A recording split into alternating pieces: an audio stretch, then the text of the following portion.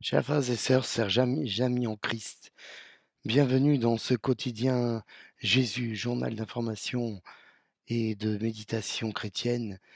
Je suis Franck Rousselot, simple catholique et passionné de Jésus-Christ. Et aujourd'hui encore, je vais essayer d'apporter ma vision de l'Évangile. Nous sommes aujourd'hui dans le quotidien Jésus numéro 196 et le vendredi de la 6e semaine de Pâques, au lendemain de la fête de l'Ascension. Nous fêtons saint Yves et Laurie de Carmartin, prêtre et juge en Bretagne. Saint Yves et Laurie, prie pour nous qui avons recours à toi.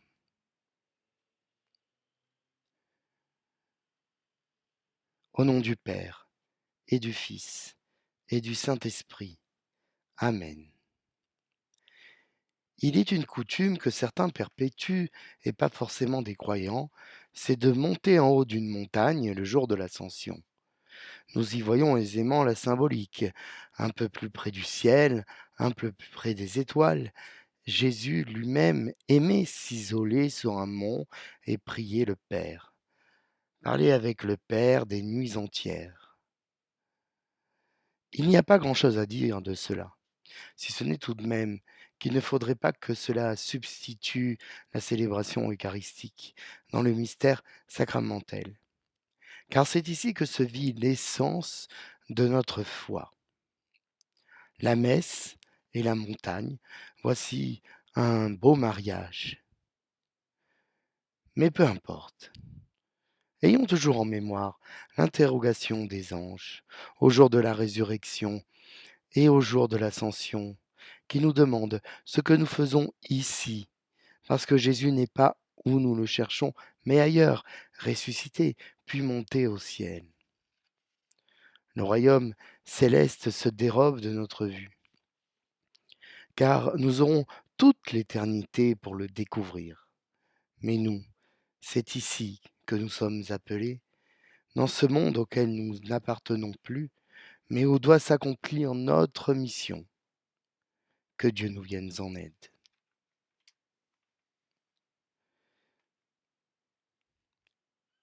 Prions pour les enfants malades, particulièrement pour la petite Alba, qui est atteinte d'un cancer.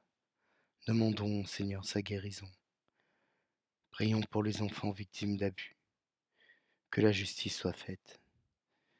Prions pour que, monté au ciel à la droite du Père, tu continues de nous envoyer, Seigneur Jésus, ton Esprit, pour nous affermir dans notre foi, nous aider à avancer selon ta volonté et donner le zèle de partager ta parole.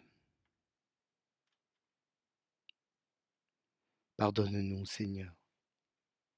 Pardonne-nous tous ces moments où nous sommes faibles, tous ces moments où nous regardons ailleurs au lieu de regarder en face la misère, au lieu de regarder en face ceux qui nous entourent et qui ont besoin de nous, où nous ne sommes pas au rendez-vous parce que nous croyons que plus on est dans des sphères hautes, plus on est près de toi. Mais c'est faux, car tu es auprès des plus pauvres, des plus petits. Oui, pardonne-nous, Seigneur. Nous t'adorons, nous te bénissons, nous t'espérons, car tu es bon, éternel est ton amour. En toi, rien n'est impossible. Seigneur, prends pitié. Ô Christ, prends pitié. Seigneur, prends pitié. Nous lisons aujourd'hui dans l'Évangile de Jésus-Christ selon saint Jean, chapitre 16. En ces temps-là, Jésus disait à ses disciples, Amen, amen, je vous le dis, vous allez pleurer et vous lamenter, tandis que le monde se réjouira. Vous serez dans la peine, mais votre peine se changera en joie. La femme qui enfante est dans la peine parce que son heure est arrivée.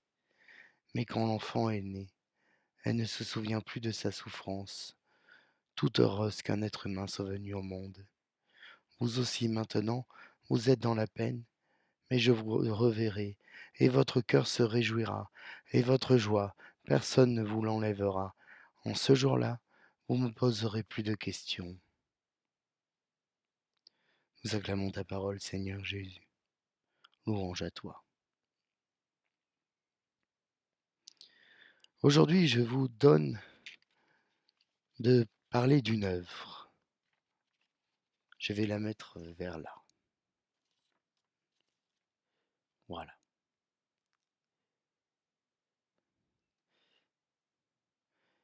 L'artiste Perugino, italien, a peint l'Ascensione di Cristo à la fin du XVe siècle. Il s'agit d'une œuvre magistrale où nous voyons le Christ qui s'élève avec des chérubins, des anges messagers et des anges musiciens. Jésus regarde vers le bas et montre le ciel de ses mains. À la différence de nombreuses œuvres, Jésus n'est pas musclé à outrance et on voit distinctement la marque, les marques de la passion qui sont vraiment des marques de souffrance.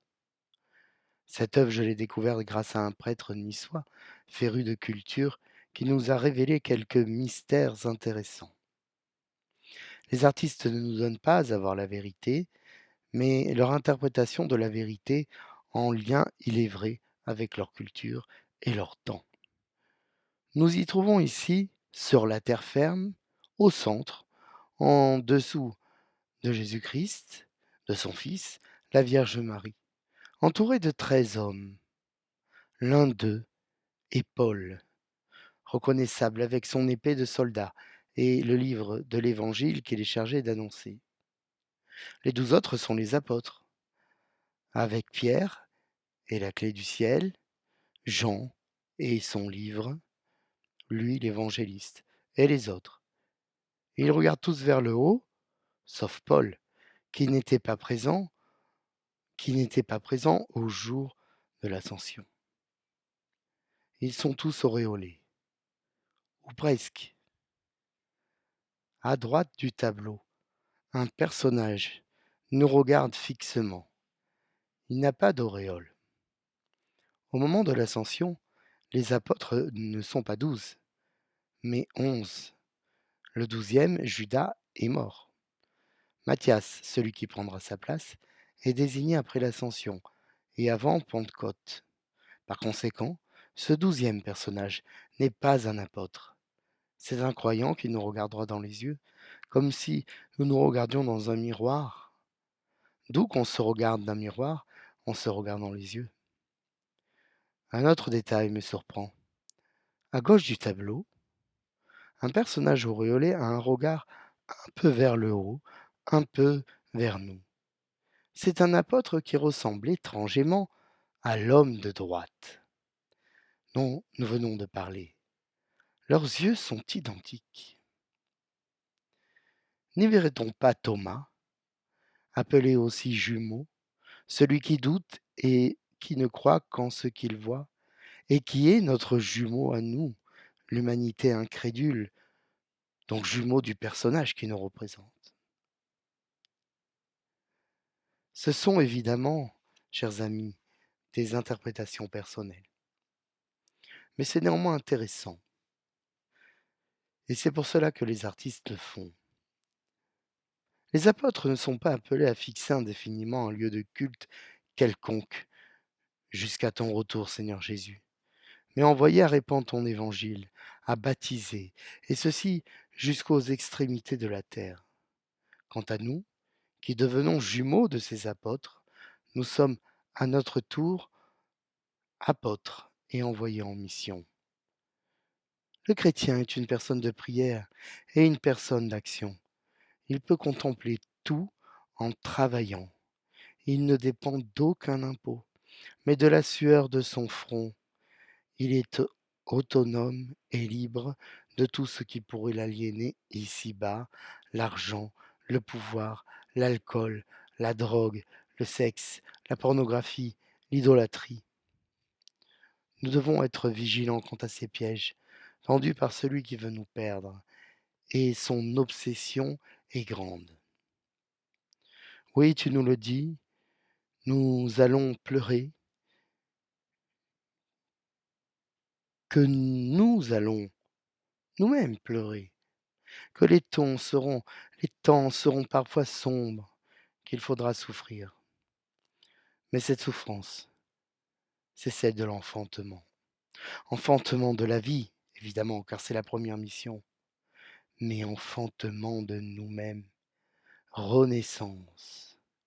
Oui, en laissant mourir ce qu'il y a de vieux et de mortifère en nous, voici que nous entrons dans cette phase plus ou moins longue de reconstruction dans ta grâce et de la mise au monde de la femme et de l'homme nouveau, libérés de leurs chaînes, libérés de leurs entraves, libérés de leurs barricades, mais devenant pleinement enfants de Dieu, pleinement saints, pleinement apôtres, jusqu'à que tu nous rappelles dans ta gloire. Amen. Alléluia. Prions, frères et sœurs. Nous pouvons lire aujourd'hui dans l'office des lectures un passage du sermon de Saint Léon le Grand pour l'ascension du Seigneur qui fortifie notre foi. Dans la solennité pascale, la résurrection du Seigneur étant la cause de notre joie, était la cause de notre joie, pardon. De même, sa montée au ciel nous donne lieu de nous réjouir, puisque nous commémorons et vénérons, comme il convient, ce grand jour où notre pauvre nature, en la personne du Christ, a été élevée plus haut que toutes les armées des cieux, plus haut que tous les cœurs des anges, plus haut que toutes les puissances du ciel, jusqu'à s'asseoir auprès de Dieu le Père. Voici en quoi consiste la force des grands esprits, telle est la lumière des âmes pleines de foi. Croire sans hésitation ce que les yeux du corps ne voient pas, fixer son désir là où le regard ne parvient pas. Ce qui était visible chez notre Rédempteur est passé dans les mystères sacramentels. Et pour rendre la foi plus pure et plus ferme, la vue a été remplacée par l'enseignement. C'est à l'autorité de celui qui devait obéir les, les cœurs des croyants, éclairés par les rayons du ciel. Fin de citation.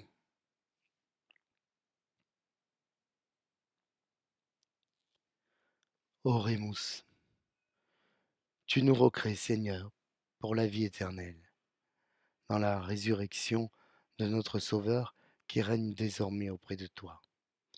Dirige nos cœurs vers sa gloire, afin qu'au jour où il viendra de nouveau, ce que tu as fait renaître par le baptême soit revêtu de sa lumière impérissable, par Jésus le Christ notre Seigneur. Amen.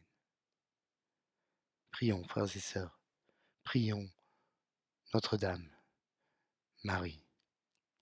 Je vous salue Marie, pleine de grâce. Le Seigneur est avec vous. Vous êtes bénie entre toutes les femmes, et Jésus, le fruit de vos entrailles, est béni.